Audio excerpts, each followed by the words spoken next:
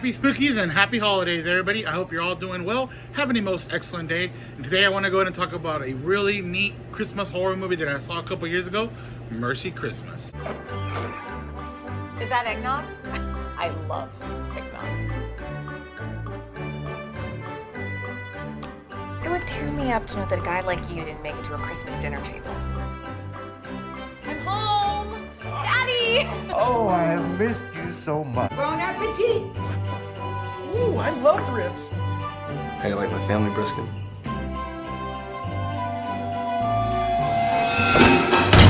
And really quick, before I get into this review, I want to go ahead and give a shout out to my buddy Jeff Whitmire, who is on Twitter and YouTube. He does a lot of great parody songs. Like, this dude is 100% legit.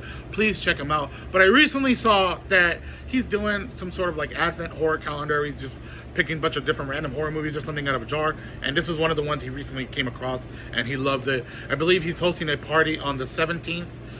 Saturday. I don't know when I'm gonna be able to put this out on Twitter, but I think that's fucking awesome. Please go ahead and give this guy a subscribe, and if you're on Twitter, please follow him. And Jeff, I'm so glad you found this movie, and I see that you're introducing this movie to a lot of people. Fuck yeah, dude, you're doing the universe a great service. Came out in 2017, directed by Ryan Nelson, written by Ryan Nelson and Beth Levi Nelson. The movie stars Stephen Hobel as Michael Brisket, Casey O'Keefe as Cindy, Cole Gleason as Mr. Robillard. We have DJ Howe as Eddie, Whitney Nielsen as Catherine, Gwen Van Dam as Granny, Dakota Shepard as Denise, Ryan Boyd as Bart, Joey Keane as Philip, and David Rupkret as Abe.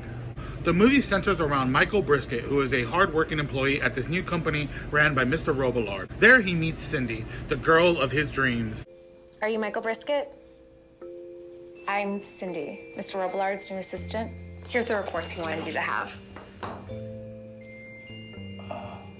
Thank you. And she just so happened to invite him to her family's yearly Christmas celebration. But what appears to be a loving, church-going family on the surface holds a deeper, darker tradition every year. I want to say, damn, this movie caught me so off guard. I saw this a couple years back. My girlfriend watched it and was just like, yo, I watched this movie today. You gotta watch it, please. And I saw the name, I saw the poster, and within the first few minutes, I was kind of like, oh man, what is this? And I urge you to just give it a shot, because I went in somewhat closed-minded. I was like, I don't know if I want to watch this, but all right, you know, you want to watch it, let's watch it again. And genuinely surprised at how much fun I had with this one. It is incredibly corny and cheesy, and I believe it's supposed to be like that because the movie's all about Michael Brisket. He absolutely loves Christmas. Like, he worships it. This is like his #1 holiday. He even throws a little Christmas party, but unfortunately nobody comes except for Cindy, and that's where he's invited to her family's Christmas tradition. And you know, on the way there, they're just singing Christmas songs. Like I said, it gets really cheesy really fast. Hey, what's your favorite Christmas song? The 12 Days of Christmas? Are you serious? Me too! Of course. It is so worth it, especially the last, I want to say like 15 minutes of the movie or so. It is worth it. A good way to describe this movie without getting too much into spoilers is I want to go ahead and call it the Hallmark Chainsaw Massacre, because that's essentially what it is. Really quick, if you haven't seen this, it's streaming on Amazon Prime, it's streaming on Tubi. It's got a lot of fun kills. It's got a really fun story about this dude who gets invited to this house. You know, they got a really sick tradition every year, and he essentially has to try to survive. That's as much as I want to give without getting too spoilery. So if you want to go in and watch it, I'd let you know where it's at.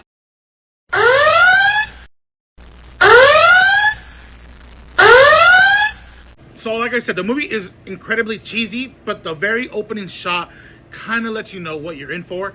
I believe it opens up with Michael Brisket. He's like tied up and you're not sure where.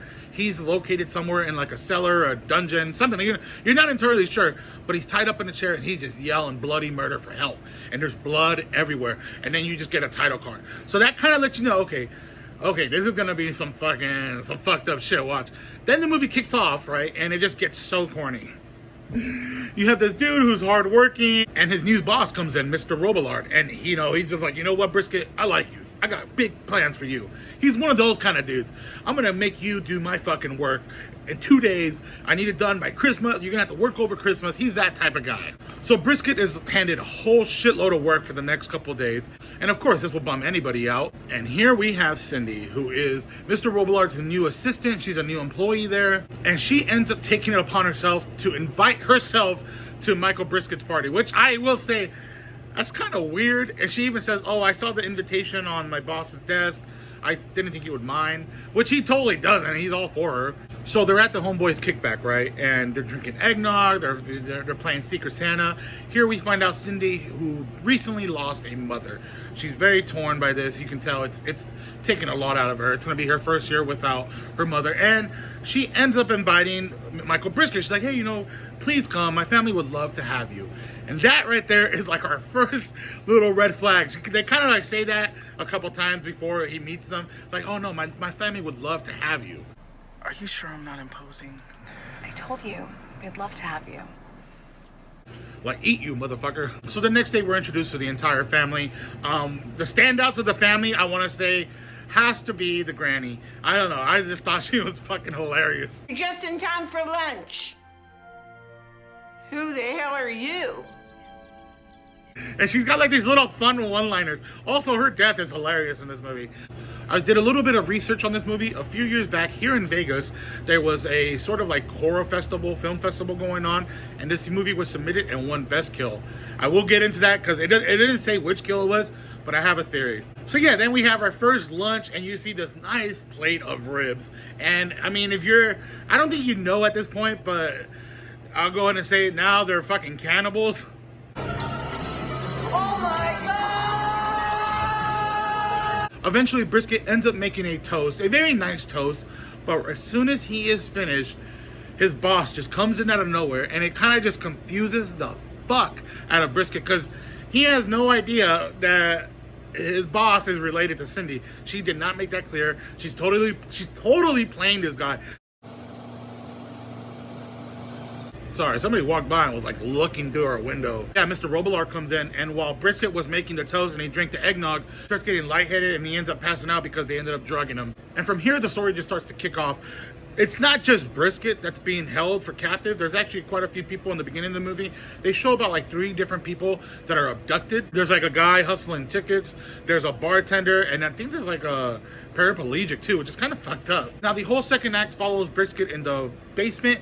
He's also being forced to still finish the assignment that his boss gave him. And the way he's being forced is electrocuted, which is kind of interesting to what they did with Brisket. They went and tied a bunch of like Christmas lights around him, and then Mr. Robillard like cut the wires and like basically jerry-rigged it to where every time he like clicks it on, it just like shocks and electrocutes Brisket. And throughout the movie, they have different victims that they're, taking different pieces from. It's very fun. It's very, very silly.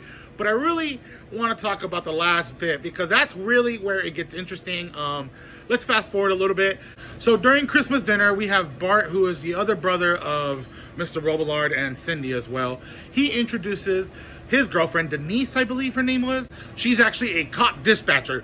So when she's introduced, it really pisses off Mr. Robillard because he had no idea who this person was. They have a tradition they want to keep secret. He feels like his girlfriend, his brother's girlfriend is just gonna fucking fuck everything up. Hell, I'm just gonna say it. We're getting married. What? Marty, my boy, I'm so happy for you. And what's kind of interesting about this movie is you kind of want to sympathize at times with the family because they're all internally going through something. The dad lost, and they all lost the mom. So they're all going through that. The main bad guy, Mr. Robillard, he's got his company he's stressing under. Bart is, he's found love. He wants to introduce this girl to their family, but he's not sure if she's going to take it. Cindy, the main bad girl, she's struggling with the loss of her mom. She just wants to be able to provide the perfect Christmas dinner, perfect Christmas party for her family, by herself, the first time doing it without the help of her mom. And this gets brought up a few times with the grandma. The grandma even shits on her. We should all be eating. You should never have a family that's starving. So it's a lot of pressure. Everybody's under pressure. So I don't know if the movies are trying to make you sympathize, but then we get into the third act, okay? By this time, our homeboy, the hustler Eddie, has already gotten his legs cut off.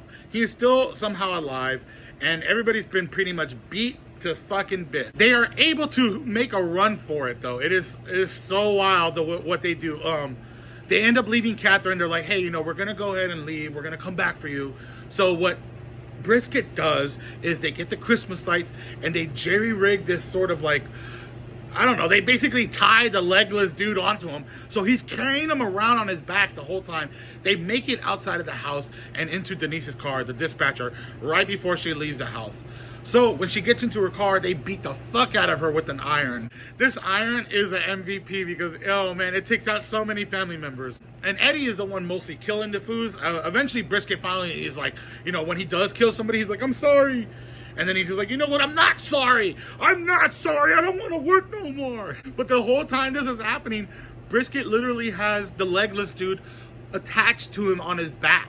And they're like fighting, and it becomes like this 3v3 brawl. You have Bart versus the legless Eddie. You have Brisket versus Mr. Robillard. And then you have Catherine, she's alive. She ends up escaping, and she fights the sister. And it's so ridiculous, dude. I am not lying when I say it is one of the most ridiculous fucking things I've seen in a horror movie. Just picture it. I mean, not even picture it. Look.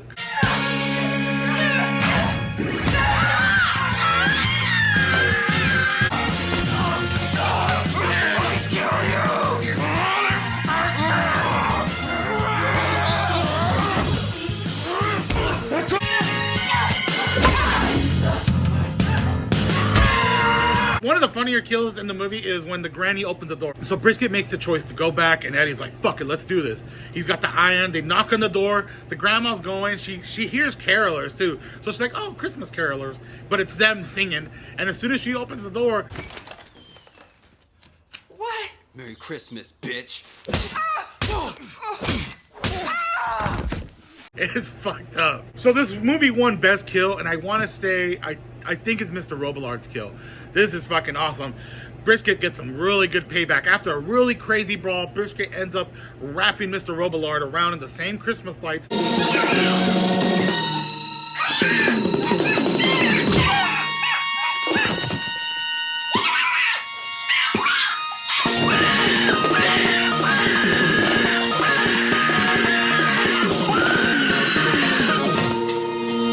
It's fucking badass. This is such a fun movie. And you can definitely tell the people that made this had a lot of fun with it. You go into it and you're like, oh, man, what the hell? There's gonna be some stupid fucking Christmas dumb movie.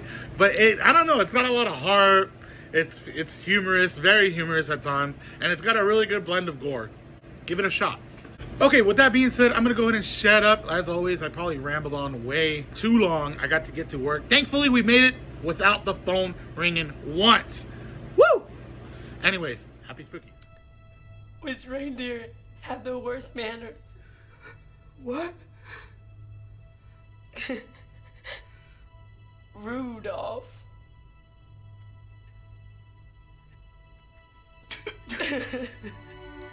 And really quick, I want to give a huge shout out to moviepalette.com for going over and sending me this fucking awesome movie palette of The Thing. How do I know it's The Thing? Well, because I chose it, but it also says it right there. Look at this beauty. Now, what's amazing about this is each color has been chosen by each one of their team members specifically to represent a frame from the movie. That's right, every strip you see here has been chosen in chronological order to represent a scene from the movie in its entirety. So technically I have the whole movie in one freaking palette. How amazing is that? Also, you know what's really cool? They also gave me a code to share with all of you to get 15% off your order. So go ahead and use Freddy15 when you order to get 15% off. How freaking awesome is that? I just think this is absolutely beautiful. It makes a great gift if you're somebody that's into sort of collecting these type of things, of movie posters.